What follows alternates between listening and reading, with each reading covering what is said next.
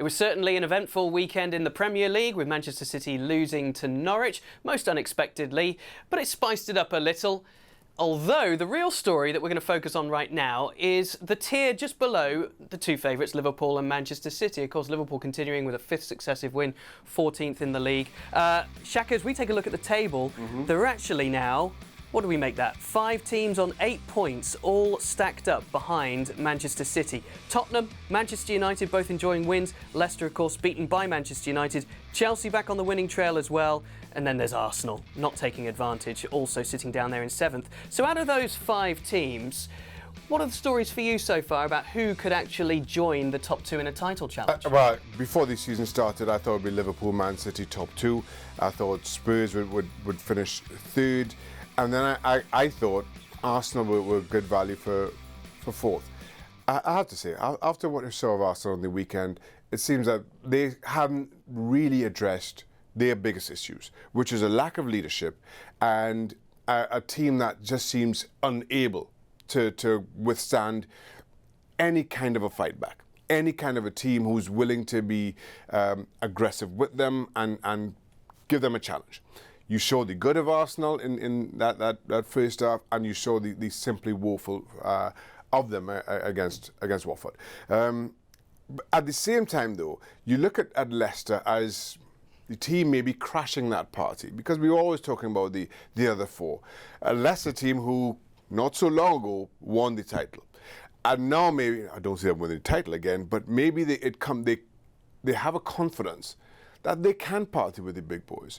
And that's what you're seeing now. Disappointing result for them against Manchester United. But given the start that they had, have shown that they are playing good football and with confidence. And with a manager who's managed at the highest level.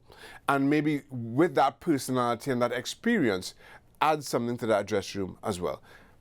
Even so, you look at the others whose rosters are a whole lot better.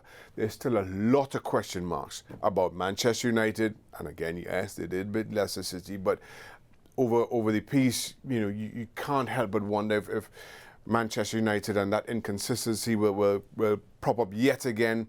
And then question marks around Chelsea, who've started well. Well, it was a slow start, but have been a whole lot better over recent weeks.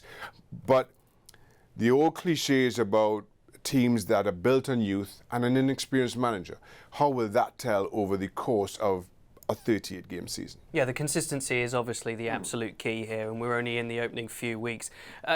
Chelsea, when they play at their very best, they can be explosive.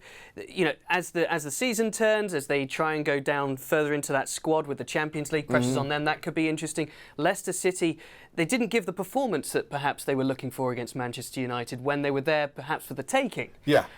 Will that give Brendan Rodgers some concerns and something he has to iron out? Listen, on the one hand, you go to a top 6 team and you lose 1-0. And, regardless of who you are, this is still a very tough and competitive league. This is not a great Manchester United team by Manchester United standards. But going away and losing by just a solitary goal is not as damaging to a team's confidence as maybe you would think.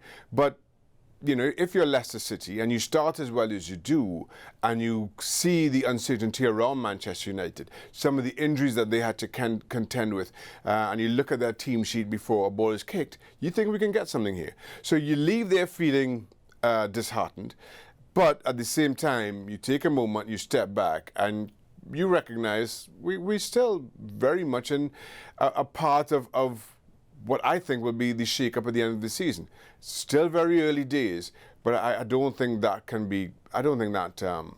dents any challenge to the top 4 of Leicester City, not over the long term. Yeah, it should be a very interesting weekend upcoming as well, with Leicester and Tottenham and Chelsea and Liverpool. Interesting games for all of those sides, chasing Liverpool and Manchester City, as you were then on 8 points for now, the chasing pack. Thanks for watching ESPN on YouTube, and for more sports highlights and analysis, be sure to download the ESPN app, and for premium content plus live streaming, make sure to subscribe to ESPN Player.